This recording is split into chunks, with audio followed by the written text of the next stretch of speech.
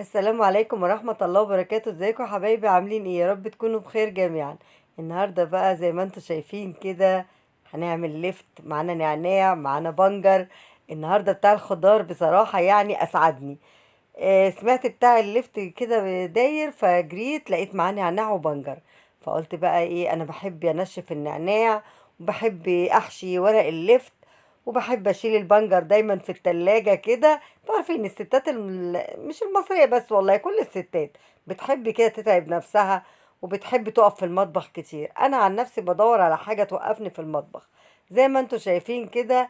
انا اول حاجة عملتها ان انا هنضف النعناع، اشيل منه الدبلان، لو في ورق زرع كده بشيله وبحطه في طبق وهشطفه شطفة سريعة كده. والله انا فاكره زمان كانت ماما تقول لك لا ما تشطفيش النعناع عشان ريحته ما تروحش، لكن انتوا عارفين بقى التلوث واللي احنا فيه بقى. ربنا يا رب يعفو عنا جميعا ويكفينا شر الميكروب. فهشطفه شطفه كده واروح حطاه على مصفى. هاخد البنجر انقعه برضو كده بشويه ميه، هنزل لو في طينه عليه كده، وبعدين هنقعه بشويه ميه بخل. بس كده يا حبايبي، حطيت النعناع على المصفى اهو. وده البنجر بتاعنا كده شطفته شطفة سريعة وحطيته في مية بخل وركنته برضو شوية صغيرة كده لما اجيله بقى واقطعه.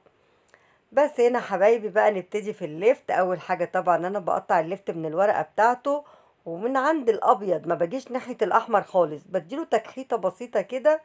بشيل لو في طينة، في اللي هي العروق الصغننه ديت اللي بتبقى فيه شراشيب كده، بشيلها كلها بصراحه.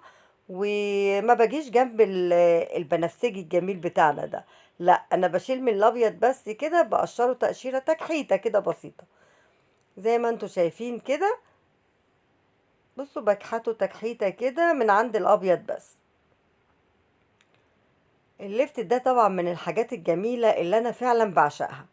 نضفت اللفت زي ما انتوا شايفين كده، وهنقعه برضو في شوية مية كده عشان لو في اي بقايا طينة ولا حاجة تطلع.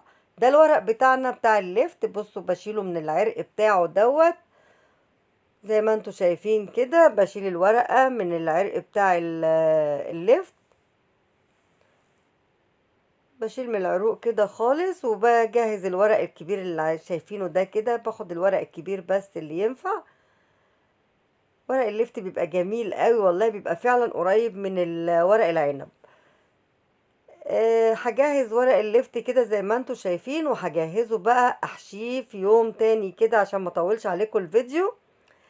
بس كده يا حبايبي، غسلت البنجر وغسلت النعناع وغسلت اللفت وجهزت ورق اللفت بتاعي زي ما انتوا شايفين كده. يعني فيديو حلو جميل تحفيزي كده بقى لوقفتنا في المطبخ اللي ما بتنتهيش. بصراحة يعني احنا كستات معرفش بنعشق وقفة المطبخ. بقطع بالسكينة بقى كده اللفت صوابع بقى على قد المقاس اللي انت عايزاه. انا بحبه كده وسط، ولا هو كبير ولا هو صغير، زي ما انتوا شايفين زي صوابع البطاطس كده. طبعا بالسكينة او بالقطاعة، يعني انا هعمل شوية كده وشوية كده معاكم، لكن دي ليكوا الحرية فيها بقى. يعني اللي عايز بالسكينة بيقطع، عندك قطاعة برضو هي سهلة وما بتاخدش وقت بصراحة.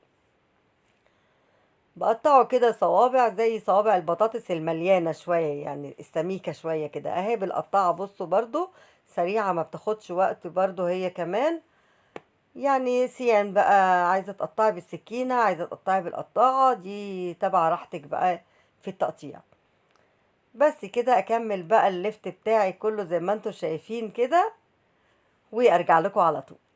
بس قطعنا اللفت، هحطه بقى في الطبق او في بولة كبيرة كده عشان خاطر ارش عليه شوية ملح، وبركنه بقى شوية كده لما اخلص اليوم بتاعي خالص ارجع له. بصوا انا باخد، انا بصراحة بحب اللون الطبيعي للبنجر، لللفت. انا بحب لونه البامبا الوردي الجميل ده. لكن انا خدت بنجرية صغيرة بما ان انا بقى جايبة بنجر النهاردة، فخدت بنجرية صغيرة قوي زي ما انتوا شايفين كده، وحطيتها معاه بشوية ملح وركنته شوية لما ينزل المية اللي فيه. نيجي بقى للنعناع. النعناع انا جبت صينيه كبيره وهحط عليها ورقه من الزبده وهفرد عليها النعناع. بحطه مش في الشمس، يعني انا بحطه قدام باب البلكونه من جوه الصاله، يعني من جوه الشقه، لكن ما بخرجوش في الشمس طبعا عشان التراب اول حاجه، وعشان الشمس بتدبله بتخلي لونه يغمق، فانا بخليه جوه الشقه بس في هوا. كل شويه بقلبه كده على الاتجاهات بتاعته يعني عشان خاطر يتهوى. ما بسيبوش كتير بصراحه من غير تقليب. وانا رايحه بقلب تقليبه وانا جايه بقلب تقليبه، البنجر بتاعي اتغسل زي ما انتم شايفين، وجبت حله وحطيت عليها ميه وهولع عليه عشان يتسلق. كده سلقنا البنجر وحطينا النعناع عشان ينشف. ان شاء الله هوريهولكوا بقى في الفيديو الجاي لما ينشف. حته من هريسه الشطه على الليفت بتاعنا كده، وجبت البرطمان وهحط بقى كده الليفت بتاعي اقلبه تقليبه حلوه، وهحطه في قلب البرطمان اللي هنخلل فيه. بس كده يا حبايبي، انا حطيت الليفت مع حته من هريسه الشطه وبنجريه صغننه قوي وشويه ملح، ودبلتهم كده لما نزلوا الميه زي ما انتم شايفين كده.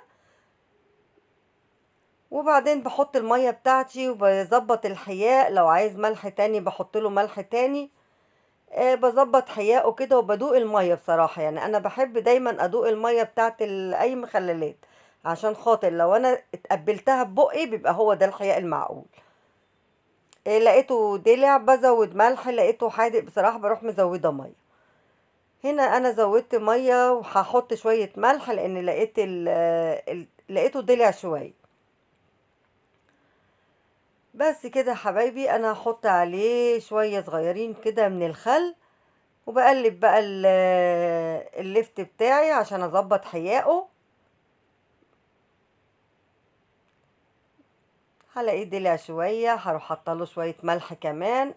انا ما بعيرش ملح، انا بدوق الملح زي ما انتوا شايفين كده. هقلبه تقليبة بقى عشان خاطر اتأكد ان الملح طبعا اتقلب فيه كله. بس كده حبايبي، ده اللفت بتاعنا اهو. بديله رجة بقى كده عشان الملح يكون داب كله زي ما انتوا شايفين. وكده خلينا اللفت ونشفنا النعناع، حطيناه على الورق الزبدة. هنيجي بقى للبنجر، بصوا لسه مطلعاه سخن من المية. انا بقى طبعا بيتسلق بقشره، ما بيتقشرش قبل السليق، لان احنا لو قشرناه وسلقناه مش هتلاقي فيه لون خالص. اللون الاحمر الجميل ده هينزل كله في المية. اسلقيه بقشره كأنك بتسلقي بطاطس بالظبط، هو ما بياخدش وقت على النار. بقشر القشرة بتاعته بالسكينة، هي بتطلع من غير سكينة، بس انا عشان هو سخن فانا يعني ايه بستقرب السكينة. اول ما هيتهوى هروح مكملة، بصوا سبت السكينة وهي القشرة بتطلع سهلة جدا. يعني هتلاقوا القشرة بصوا طلعت لوحديها كده. طبعا اللون الوردي الجميل اللي في ايدينا ده انتوا عارفين بقى ده دم الغزال ده. بصوا انا دلوقتي هروح دعكة ايدي كلها بالبنجر. من جمال لون البنجر طبعا، ده هو مفيد جدا، انا بشيله دايما في الفريزر عندي. بنحطه مع اي عصير طبعا عشان خاطر ست توتة والانيميا. دايما ببقى مجهزه بنجر كده مسلوق بحطه له على اي عصير. بصوا ايدي فرحانه فرحانه باللون، بصوا الورد الجميل ولا كأن في حاجه. بس كده يا حبايبي، اكمل بقى البنجر قشرته. هقطعه كده برضو حلق او صوابع كده بس كبيرة شوية، عشان خاطر طبعا اطلع منه على قد ما انا عايزة لاي عصير لاي سلطة. بيبقى جاهز عندنا طبعا في الفريزر، وسهل قوي انك تعملي عصير بنجر بالفراولة. بصراحة يعني احنا بنحطه ساعات مع البرتقال ساعات مع الفراولة. انا ببقى عايزة اديه التوتة في اي حاجة عشان ازود لها نسبة الانيميا شوية. يعني توتة عندها الانيميا بصراحة مجنناني. بس كده يا حبايبي، زي ما انتوا شايفين بصوا البنجر وجماله بقى، الله على منظر البقى شكله كده، يعني يغريكي ان انت تاكلي. ممكن تاخديه مسلوق كده وبتعملي له تتبيله اللي هي توم بكمون بليمون، وتعمليه مخلل بيبقى جميل برضو قوي، وبرضو هيبقى مفيد. وده كده كان نهاية الفيديو بتاع النهاردة. جهزنا ورق الكرومب ايه، ورق اللفت عشان التخليل، وقطعنا البنجر وخلينا اللفت ونشفنا النعناع. وده كان نهاية الفيديو بتاعي، يا رب يكون عجبكم، يا رب ما كنتش طولت عليكم. لو عجبكم ما تنسونيش باللايك الحلو والسبسكرايب والكومنت بتاعكم بيساعدني. باي باي.